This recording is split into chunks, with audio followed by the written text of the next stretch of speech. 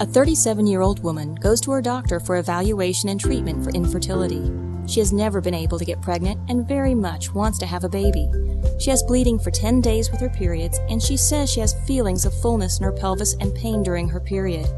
Intercourse can be painful at times, and she often battles constipation. During her physical examination, her doctor feels a large mass on her uterus and recommends further testing. An ultrasound shows a mass measuring 10 centimeters, about 4 inches, in diameter. The mass, which the doctor believes is a fibroid tumor, extends into the cavity of her uterus. Her doctor talks with her about several treatment options, and she chooses to have a myomectomy. This procedure allows the tumor to be surgically removed from her uterus using a minimally invasive technique. She recovers quite well, and 3 months later, while completing some of the testing for infertility, she gets pregnant. She has no complications during her pregnancy and delivers a healthy girl at 9 months through a cesarean section. This story is quite typical for many reproductive-aged women. Uterine fibroids are also called myomas or leiomyomas. These are benign tumors, meaning they are not cancerous. They are quite common and can affect between 30 to 50% of women of reproductive age. It is estimated that uterine fibroids will affect 8 in 10 African American women and 7 in 10 Caucasian women by menopause.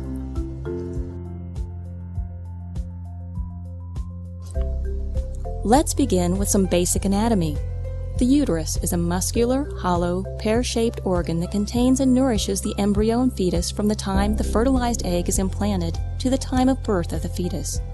It lies in the pelvic cavity between the bladder and the rectum. The non-pregnant uterus is approximately the size of a clenched fist. There are 2 main parts of the uterus, the body and the cervix. The body has strong muscular walls that expand during pregnancy. The cervix is the lower part of the uterus that joins the vagina. There are 2 main layers in the body of the uterus. The myometrium is the muscular wall forming the main mass of the uterus. The endometrium is the inner layer of the uterus that undergoes changes throughout the menstrual cycle. Fibroids develop from genetic changes in a smooth muscle cell within the myometrium. The cell multiplies to form a tumor.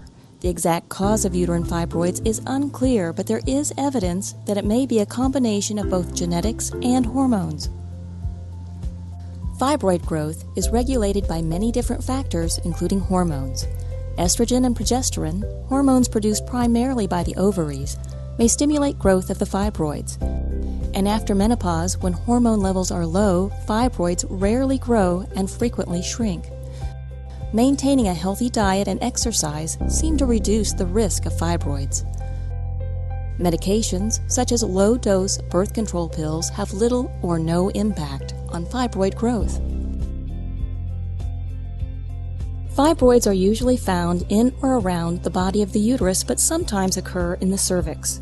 Fibroids within the uterus can be divided into 3 categories: subserous, located in the outer wall of the uterus; intramural, found in the muscular layers of the uterine wall; and submucous, which can protrude into the uterine cavity. In addition, fibroids can be connected to the uterus through a stalk called pedunculated. About 55% of fibroids are subserosal, 40% are intramural, 5% are submucosal. Fibroids are rarely found outside the pelvic cavity.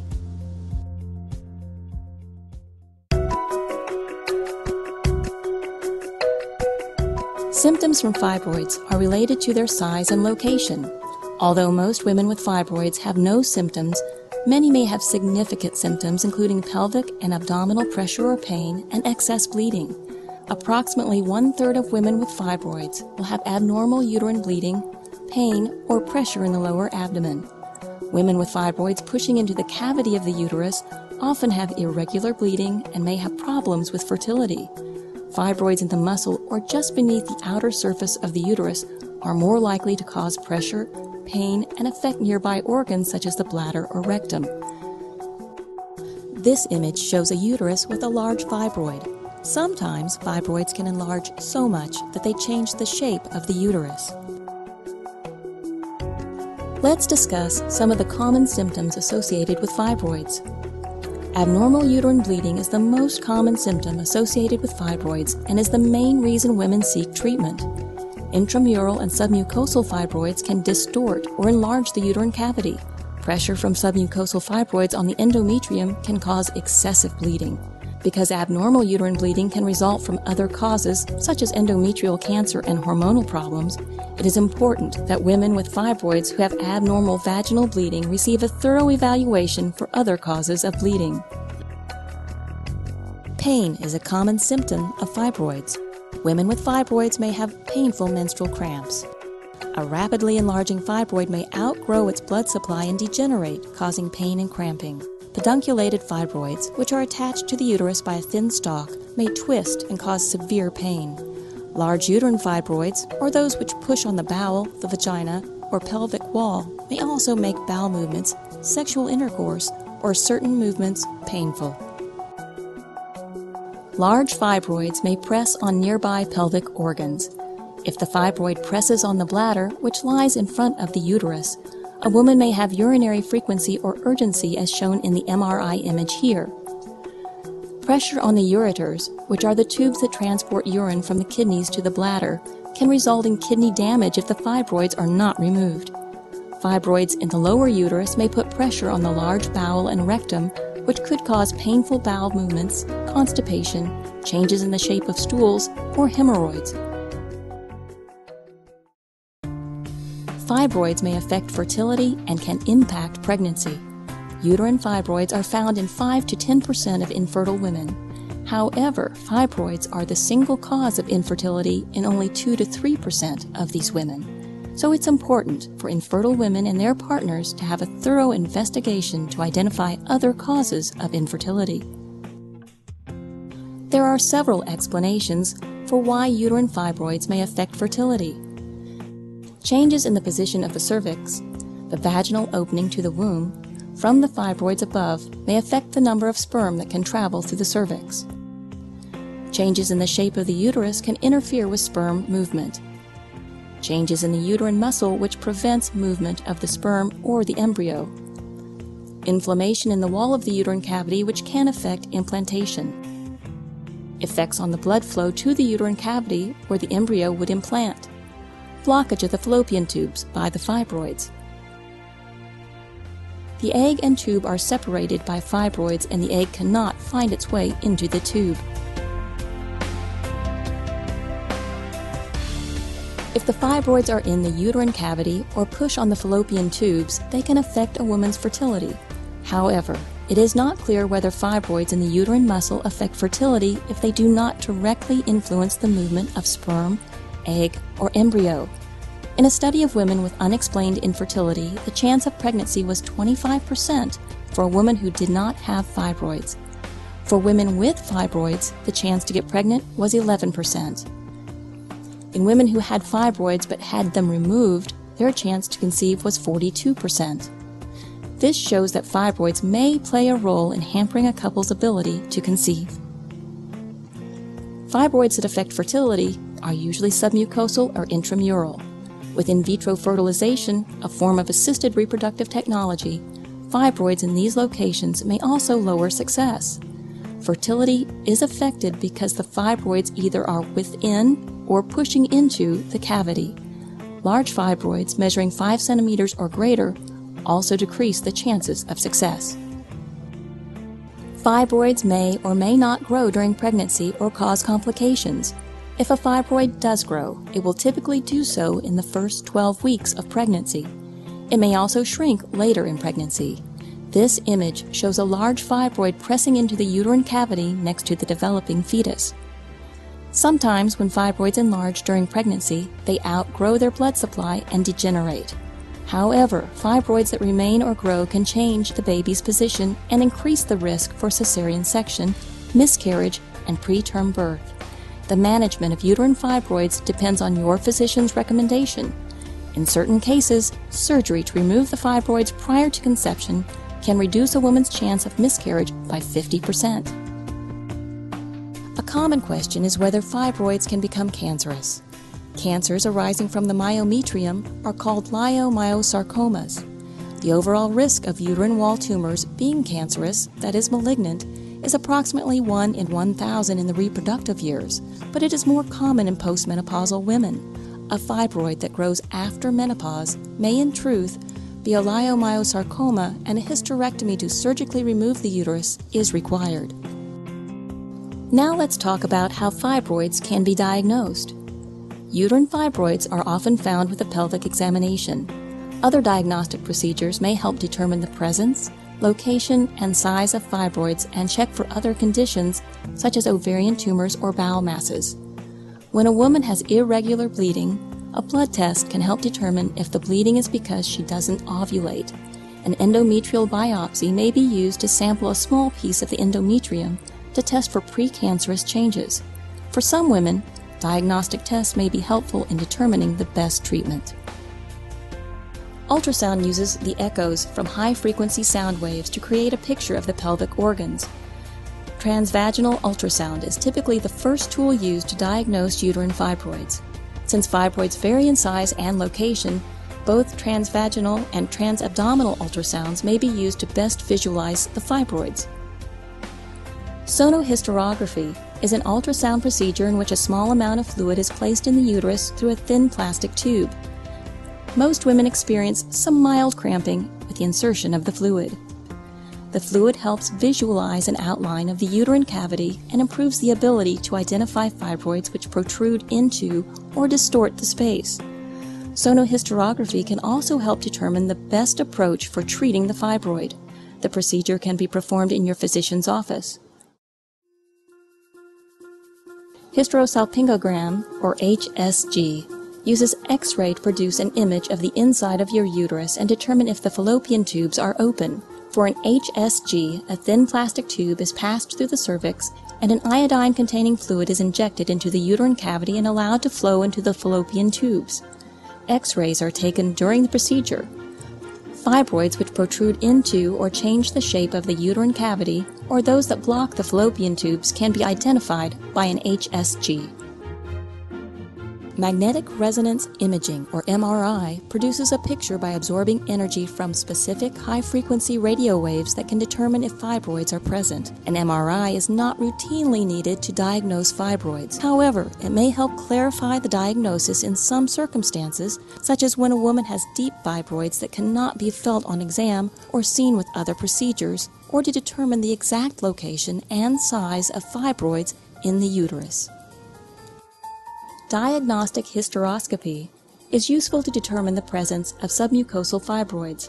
With this procedure, a telescope-like instrument called a hysteroscope is inserted through the vagina and cervix into the uterus to look for abnormalities within the uterine cavity.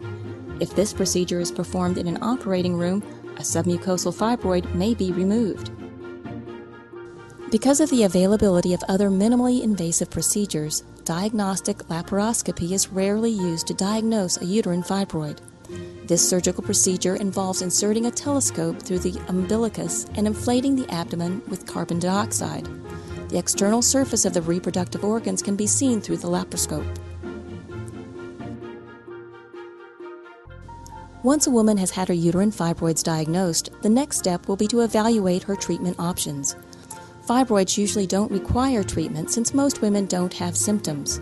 Regular checkups with your physician can determine if you are developing symptoms that would require treatment. This is especially important if you are planning a pregnancy. Women who have symptoms must decide among several treatment options, including medical and surgical management. Medical management for uterine fibroids may help temporarily but does not improve a woman's fertility. A group of drugs called GnRH analogs can temporarily reduce the size of fibroids by reducing estrogen production by the ovaries. GnRH analogs can help reduce the size of the fibroids before surgery by up to 50%. Since there is less vaginal bleeding with smaller fibroids, anemia is reduced. In addition, iron supplements are usually recommended. When GnRH analog therapy is discontinued, fibroids will return to their pre-treatment size within 3 to 6 months. GnRH analogs are given by injection or nasal spray and produce menopausal-like side effects such as hot flushes, vaginal dryness, mood swings, and sometimes bone loss. These medications cannot be used for extended periods of time unless special precautions are taken to prevent bone loss and menopausal symptoms. These preventive measures may include using low-dose birth control pills, progestins, or doses of estrogens, progestins used in menopausal women. Hormonal therapies, such as birth control pills and progestins, may be used to help control abnormal uterine bleeding associated with fibroids, but do not affect their size. Hormonal agents that are made from androgens or male hormones can be used to shrink fibroids temporarily, but these drugs are associated with problematic hair growth, voice changes, and other unwanted side effects. One drug that works against progesterone, like RU-486, has been used temporarily in small numbers of women. Drugs called aromatase inhibitors can be helpful.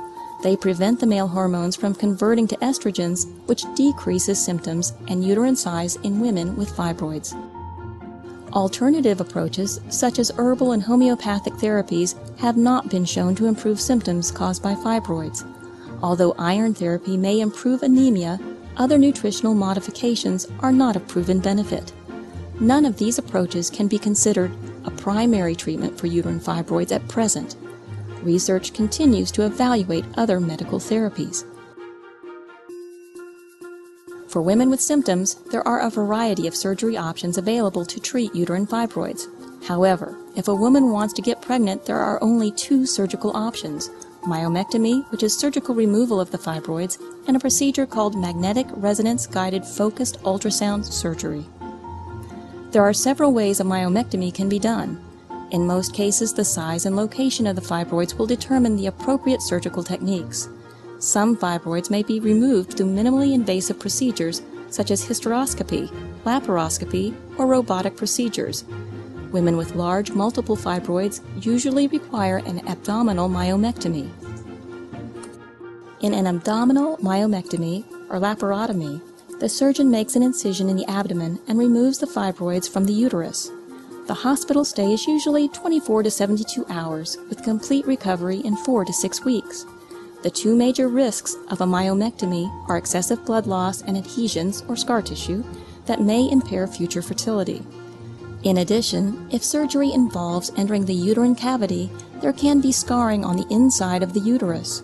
Rarely, a hysterectomy may be required to control hemorrhage.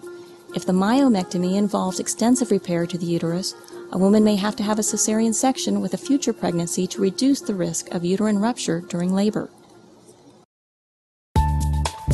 Hysteroscopic myomectomy may be used to remove submucosal fibroids that are located mainly within the uterine cavity. During this surgery, the physician inserts a telescope through the cervix and fills the uterus with fluid to expand the walls. Surgical instruments are then inserted through a channel in the hysteroscope to remove the submucous fibroids. Generally, women are sent home the same day of surgery and can return to their normal activities within a few days. Serious complications are uncommon but include damage or scarring inside the cavity of the uterus, electrolyte imbalance, that is, changes in the minerals in the blood system, puncturing the uterus, and bleeding. If repairs inside the uterus were extensive, some doctors may place a catheter in your uterus to prevent scarring or prescribe estrogen to accelerate healing of the endometrium. For some women, a hysteroscopic myomectomy may decrease the risk of miscarriage. A laparoscopic myomectomy can sometimes be used to remove fibroids. During this procedure, the physician inserts a telescope-like instrument into the abdomen through a small incision near the navel. Surgical instruments placed through the other small 5 to 10 millimeter incisions are used to remove the fibroids. Women can often go home from the hospital the same day or within 24 hours. Recovery time is usually 2 to 7 days. Risks associated with laparoscopic myomectomy include adhesions, trauma to internal organs, and hemorrhage. Women who have this procedure for intramural fibroids may have an increased risk of uterine rupture in future pregnancies. However, there are many studies which have shown no difference in pregnancy outcomes between a myomectomy done through an open incision compared to laparoscopy. In some cases, robotic technology can be used to remove fibroids. During a robotic myomectomy procedure, the physician places a telescope into the abdomen at or above the navel. As many as 5 other small incisions are made to insert the instruments used to remove the fibroids. Once the instruments are in place, the physician controls the instruments and performs the surgery from a computer console. Women can usually go home from the hospital the same day or within 24 hours. Recovery time is usually between a few days and a week. Risks associated with robotic surgery include adhesions and bleeding. Robotic-assisted procedures are helpful for fibroids within the muscle of the uterus and those pushing in on the cavity, as the technology makes it easier to close the incisions. Although robotic-assisted myomectomy is relatively new, early studies suggest that outcomes are comparable to abdominal myomectomy and recovery is similar to laparoscopic myomectomy. The chances of getting pregnant after fibroid surgery are similar to the chances for women in the general population. But it's important to remember that other factors also influence fertility, such as age, previous pregnancy, ovulatory status, the condition of the fallopian tubes, and the male semen quality. In general, pregnancy rates are between 40 to 50% after a myomectomy. Depending on the location of the fibroids, a myomectomy may also decrease the risk of miscarriages. You should talk with your physician to determine your personal clinical profile. Pregnancy after having a fibroid removed from the uterine muscle may require a scheduled cesarean section before labor begins. The strong labor contractions needed for a vaginal delivery may result in an increased risk that the uterus will rupture, as well as complications for the baby. After a myomectomy, there is a chance that fibroids can occur again. The risk of recurrence is 27% over 10 years. Women who have multiple fibroids are more likely to have the fibroids return, while this is less common in women with a single fibroid. The other option for women with uterine fibroids seeking pregnancy is magnetic resonance guided focused ultrasound. With this procedure, MRI helps locate the fibroid, and high-intensity ultrasound is focused on the fibroids to increase the temperature and break down and destroy the abnormal cells. Other tissues around the fibroid are not affected. There is limited information about long-term outcomes for this relatively new technology. For women with symptoms from fibroids who do not want to become pregnant, there are a multitude of treatment options. Another laparoscopic technique called myolysis involves destroying the fibroids through freezing or heat energy using needles or lasers. Uterine artery embolization is a procedure performed by a radiologist that involves injecting small particles into the uterine blood vessels. These particles clog the small blood vessels that supply the fibroids, blocking the blood supply and causing the fibroids to degenerate. Women typically have pain for several days after the procedure. The fibroid volume shrinks by 40 to 50%, and most women have relief of their symptoms. Approximately half of all hysterectomies are performed to treat uterine fibroids. There are 3 ways to perform a hysterectomy: abdominally, vaginally, and in some cases, laparoscopically. Recovery time ranges from 2 to 6 weeks. It's important to discuss with your physician all aspects of a hysterectomy, including the sexual, psychological, and medical consequences.